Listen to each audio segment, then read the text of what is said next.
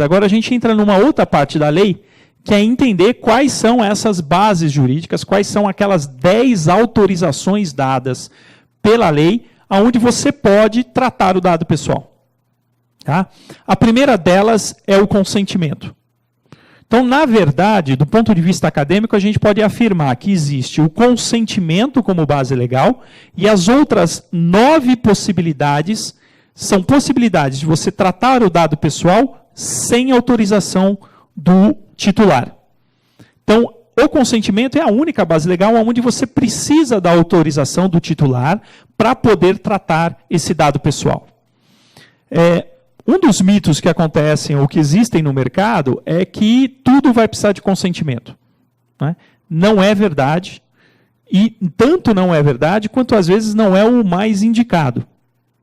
Você imagina se dentro da sua empresa, tudo você precisar de consentimento, se realmente você vai conseguir fazer o que você faz hoje em dia com os dados pessoais.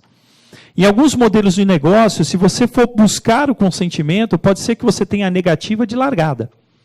Então, a gente orienta alguns clientes a não pedir o consentimento se, porventura, ele se enquadra numa das outras possibilidades de tratamento de dado, porque ele não antecipa o problema.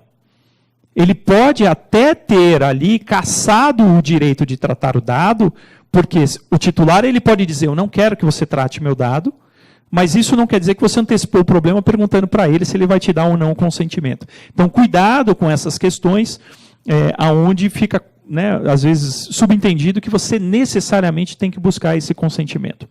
Esse consentimento ele tem que ser expresso, claro, o titular do dado tem que saber que está te dando o consentimento e para que ele está dando o consentimento. Em um dos eventos que eu participei, na verdade foi um evento com o pessoal do e-commerce, uma das perguntas era, Márcio, se eu mandar um e-mail então, para toda a minha base e dizer para o pessoal, olha, eu tenho o seu dado pessoal e caso você não queira que eu trate o seu dado pessoal, por favor, se manifeste em 48 horas, senão eu vou entender que você autorizou. É a chamada resposta negativa. Isso não é um consentimento claro, ostensivo, por parte do titular. Tá? Isso não serve. Isso não vai te dar autorização legal para você poder tratar o dado. Então, esse consentimento ele tem que ser um consentimento expresso. Expresso não quer dizer que ele vai ter que pegar um papel e assinar, tá, gente? Hoje em dia, o judiciário aceita várias formas eletrônicas de consentimento, tá? Alguma dúvida com relação ao consentimento? No primeiro momento, acho que está claro, né?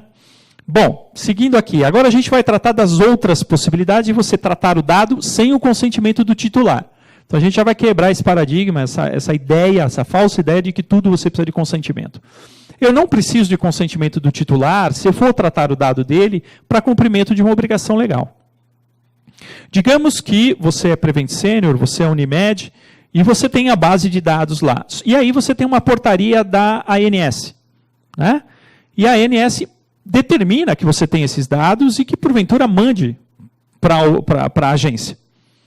Você não precisa pedir autorização do titular do dado para tratar esse dado.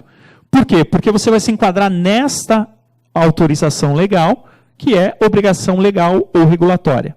Imagine que você é o Itaú. E você precisa passar essa informação para o Banco Central. Imagina que você é a Nextel e você tem que também cumprir normas de telecom, da Anatel ou coisa que o valha.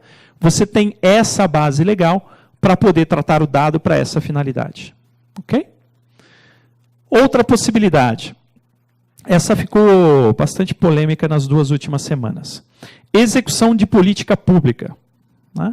Então, nas 2 últimas semanas, tem aí uma discussão muito grande de uma comissão por parte do Congresso Nacional, que foi para a China estudar a possibilidade de implantar câmeras de identificação facial para fins de segurança pública. O Estado do Rio de Janeiro, essa semana, disse que vai utilizar esse tipo de tecnologia durante o Carnaval. Aí, muita entrevista, o pessoal acaba perguntando, e aí, pode ou não pode? Pode. Pela lei existe uma previsão legal, para fins de segurança pública, o Estado pode tratar os dados pessoais. Tá?